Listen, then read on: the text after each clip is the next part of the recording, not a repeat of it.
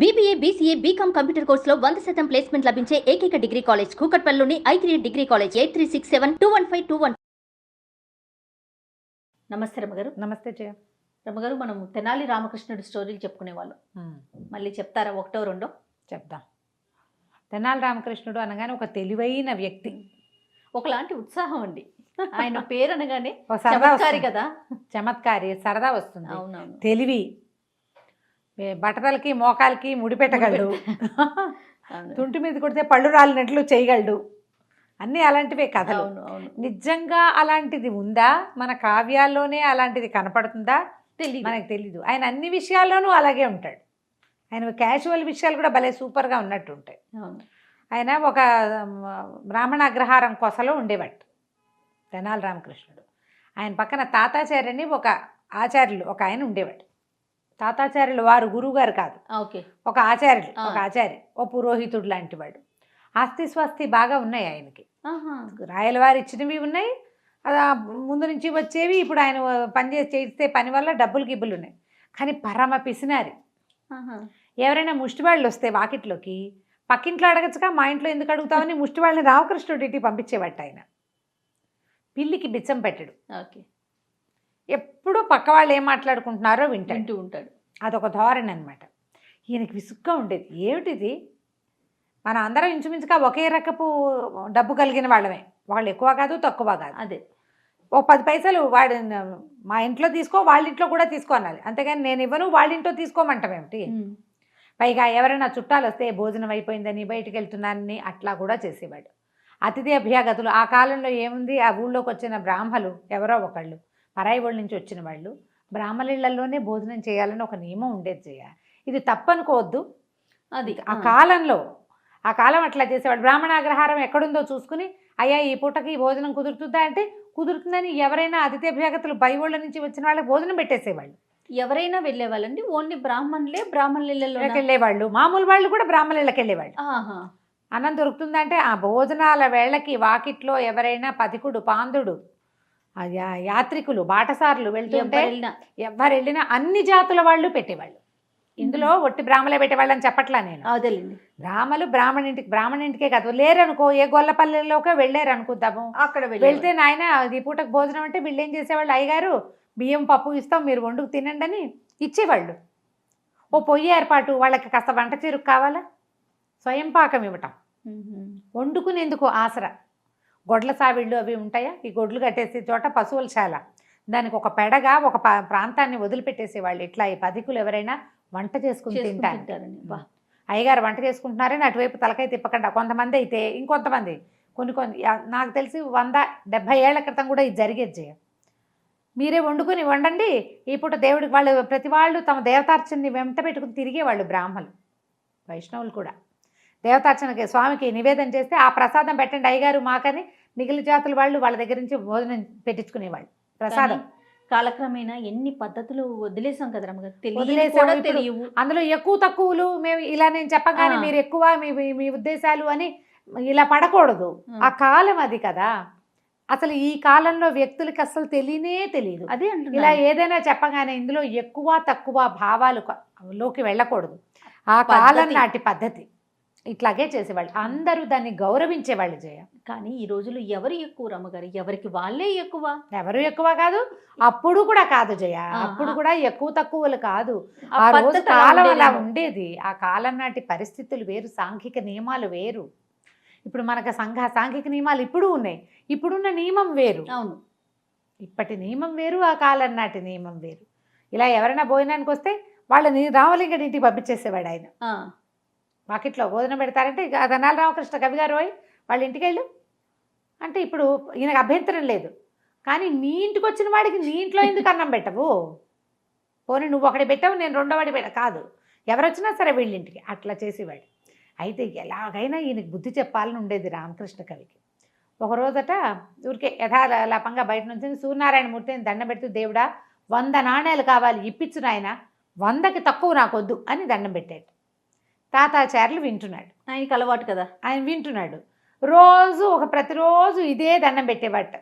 భగవంతుడా 100 నాణేలు ఇప్పించు, 1 10 తక్కువగా ఇప్పిస్తావేమో, అదైతే నాకొద్దు, 100కి 100 నాణేలు నాకు కావాలనేవాడు. ఈ తాతాచారికి ఏమనిపిస్తుంది అంటే ఆట పట్టిద్దామనిపించింది. రోజు వింటున్నాడు కదా, వినకపోతే ఏ గోల లేదు. ఈయన వింటున్నాడని ఆయనకి తెలుసు కాబట్టి ఆ డైలాగులు అన్నాడు. ఏం చేశాడు, 90 నాణేలు మూట కట్టి రామకృష్ణ కవి గారింట్లో పడేశాడు. పడేసేసరికల్లా ఈయన గల్లు మంది చూసుకున్నాడు. ఏమిటో పడింది అన్నాడు. అనేసరికల్లా ఏదో మూటల్లే ఉందండి, డబ్బుల మూటలా ఉంది, ఇదేమిటి మన వాకిట్లో పడింది, ఏ పక్క నుంచి వచ్చిందంటే ఆ పిల్ల ఒకటి ఉంది వాళ్ళకి, అదేమో వాకిట అమ్మ నాన్న తాతాచారి మావయ్య మన ఇంట్లో విసిరేశాడు నాన్న చెప్పేసింది. అంటే మూట వాళ్ళ ఇంట్లో నుంచి ఇక్కడ పడింది. సరే ఊడ తీసి చూశారు, 90 చకటగా లెక్క పెట్టాడు. 90 నాణేలు ఉన్నాయి. ఏమన్నాడు, దేవుడా నువ్వెంతో గొప్పవాడివి, ఆ 10 నాణేలు కూడా నీకు సమయానుకూలమైనప్పుడు వేసే నాయన మా ఇంట్లో అన్నాడు. అనేసరికల్లా అనేసి ఏమి లోపల పెట్టే అన్నాడు. భార్య తీసుకెళ్ళి ఆ మూట లోపల పెట్టేసి తాతాచారి గారు గోడ నుంచి తొంగి చూసి, ఏమయ్యా ఏమిటి 10 నాణేలు తక్కువ వస్తే కుదరదు, నాకు 100కి 100 కావాలన్నావే, మరి ఏంటి 90 తీసి దాచిపెట్టుకున్నావు అన్నాడు. 90 తీయటం ఏంటి, 90 లేదు ఏం లేదు, నేను దేవుణ్ణి అడుగుతున్నాను, నాకెప్పుడు వచ్చినాయి డబ్బులు అన్నాడు. తాతాచారి అన్నాడు, అదేంటి ఇప్పుడేగా పడేశాను నేను, 90 నాణేలు నేను పడేస్తే నువ్వు లెక్కెట్టావు, తతిమా 10 ఇవ్వమన్నావు, బ్యాగ్ లోపల పెట్టుకున్నావు సంచి.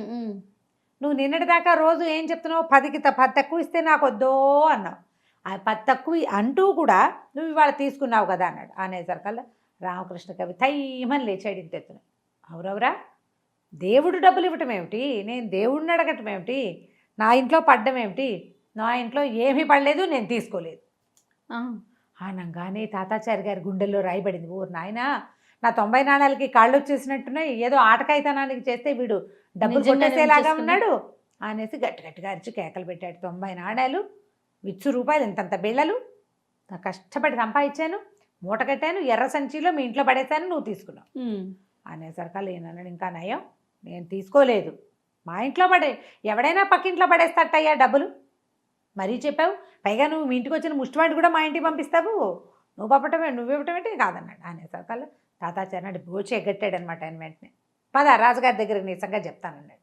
రాయల వారి దగ్గరికి బయలుదేరాలి అనేసరికల్లా రామకృష్ణ కవి అన్నాడు, ఇంకా నయం మా గుర్రానికి కాలు విరిగింది నిన్న, నేను నాకు గుర్రం లేదు, పైగా ఈ మధ్య నేను సభకెళ్ళటం మానేశాను, మంచి పంచెలు ఏమీ లేవని, పంచెలు లేవని మానేశాను, పంచెలు లేవు, గుర్రం లేదు, నేను రానన్నాడు. అనేసరికల్లా తాతాచారి గారి భయం వేసింది. ఇవాళ కనుక వదిలేశానా, వేడిలో వేడి ఈ పూట వెళ్తే ఏదైనా అవుతుంది, రేపటికి వాళ్ళ ఇంట్లో సోదా చేయడానికి కూడా ఆ సంచీలు ఇవ్వలేదనుకో, అప్పుడేం చేస్తాను, వీడి ఇంట్లోకి వెళ్ళనీయకూడదు, ఎలాగైనా తీసుకెళ్ళిపోవాలి అని ఆలోచించుకుని మన దగ్గర గుర్రం ఉంది, పంచెలకేముంది మన పెట్టి నిండా లేవు, గబగబా లోపలికి వెళ్ళి ఒక కొత్త పంచె తీసుకొచ్చాడు, ఈ పంచె కట్టుకో, నా గుర్రం మీద ఎక్కువ, మన ఇద్దరం కలిసి వెళ్దామన్నాడు. సరే ఇదేం చేశాడు, ఒంటి మీద ఉన్న అంగాస్త్రం ఈ పక్కన పడేశాడు, చక్కా పంచె కట్టుకున్నాడు. ఈయన దగ్గర ఉన్నటువంటి చక్కటి గుర్రానికి ఇద్దరు ఒకళ్ళ వెనకాల ఒకళ్ళు ఎక్కి కూర్చుని రాయలవారి ఆస్థానానికి పోయారు. తాతాచారి గారు అంపకంపాలతోటి అరుచుకుంటూ ఈయన రోజు ప్రార్థించేవాడండి. 100కి 10కి తక్కువగా ఇస్తే కుదరదనేవాడు, 10కి తక్కువ ఇస్తే ఏం చేస్తాడో చూద్దామని నేను పడేశాను, 90 తీసుకున్నాడు, లెక్కెట్టాడు, తతిమా 10 ఇవ్వమన్నాడు, తీరా నేను మాట్లాడేసరికల్లా సంచి దాచేశాడు, నా 90 నాకు ఇప్పించండి అన్నాడు. అనేసరికల్లా రామకృష్ణ కవి అన్నాడు, ప్రభు ఈయన మరీ విడ్డూరం అండి, ఇప్పుడు మా ఇంట్లో 90 నాణేలు కావాలంటే వీళ్ళ ఇంట్లో సోదా చేయండి 90 నాణేలు దొరుకుతాయి అంటాడు, మా ఇంట్లో ఉండవు 90 నాణేలు. అదే కదా, ఇప్పుడు ఈయన రాయలవారి ఆస్థానంలో చిన్న కొలువు చేసుకుని ఏదో ఉద్యోగం చేసుకుని వాళ్ళ తాత తండ్రులు సంపాదిస్తే నేను మాత్రం చేయట్లా ఉద్యోగం, నేను చేస్తున్నా, నాకు ఉంటాయి డబ్బులు, నా డబ్బులు లేకపోలేదు కదా, అసలు ఈయన వరుస చూస్తుంటేనండి నేను ఎక్కువచ్చిన గుర్రము తందే, నేను కట్టుకున్న పంచా కూడా తందేనన్నాడు, అనేలాగా ఉన్నాడండి అన్నాడు. అనేసరికల్లా తాతాచారి గారు తెల్లబోయాడు, అయ్యయ్యో ప్రభు ఆ గుర్రం నాదే, ఈ పంచ కూడా నాదేనండి అన్నాడు. అనగానే రాయలవారికి ఏమిటి పిచ్చ కింద నీకు, తెనాలి రామకృష్ణుడు ఎక్కువచ్చిన గుర్రం నీదేమిటి, ఆయన కట్టుకున్న పంచ నీదేమిటి, నీకు మతి స్థిమితం తప్పింది, ఒరే తాతాచారి గారిని తీసుకుని ఇంట్లో దింపండి రా అన్నాడు. ఆయన లబో దిబోం అంటున్నాడు, ఈయన మాత్రం తను కట్టుకున్న పంచ తన ఒంటి మీదే ఉంచుకొని తను ఎక్కొచ్చిన గుర్రాన్ని ఎక్కి తాపీగా వెళ్ళిపోయాడు గుర్రం ఎక్కి ఇంటికి. తాతాచారి గారు ఆ తర్వాత ఇంకా నోరు ఎత్తేవాడు కాదు. ఇప్పుడు నోరు తెరిచి రామకృష్ణ కవి మీద ఏదైనా అంటే రాజుగారు పోట్లాడతారు, నమ్మరు కదా ఎవరు, ఇక నమ్మరు కదా. ఇప్పుడు రామకృష్ణ కవి కట్టుకున్న పంచ ఎవరిది అంటే ఏం సమాధానం చెప్పాలి. ఇక ఆ తర్వాత ఎప్పుడు పిసినారితనానికి పోలేదు. తర్వాత కాలంలో కొద్ది రోజులు పోయాక వాళ్ళు ఏదో సమారాధన ఉంటే రామకృష్ణ కవి ఆ 90 నాణ్యాలు తాంబూలంలో పెట్టి తాతాచారి గారికి ఇచ్చేసాడు. ఆయన డబ్బులు ఈయన ఉంచుకోలే, ఉంచుకుని మోసం చేయాలి, ఇతరుల సొమ్ము ఎందుకు, ఆయనకి బుద్ధి రావడానికి చేశారనమాట. మా ఇంట్లో సమారాధన ఉంది, నువ్వు కూడా రా అని పిలిచి ఈయన మొహం మార్చుకున్నాడు. నేను రానంటే కుదరదు, నలుగురితో పాటు వెళ్ళాలి. అప్పుడు ఆ 90 నాణ్యాలు తాంబూలంలో పెట్టి వెనక్కి ఇచ్చేసాడు అనమాట. తర్వాత ఆయన పిసినారితనం మానేశాడు. అందుకే తెనాలి రామకృష్ణ స్టోరీస్ అంత బాగుంటాయి, ఇంట్రెస్టింగ్గా ఉంటాయి.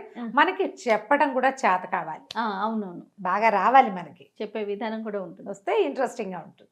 చాలా బాగుంది రమ్మగారు. నమస్తే అండి. నమస్తే.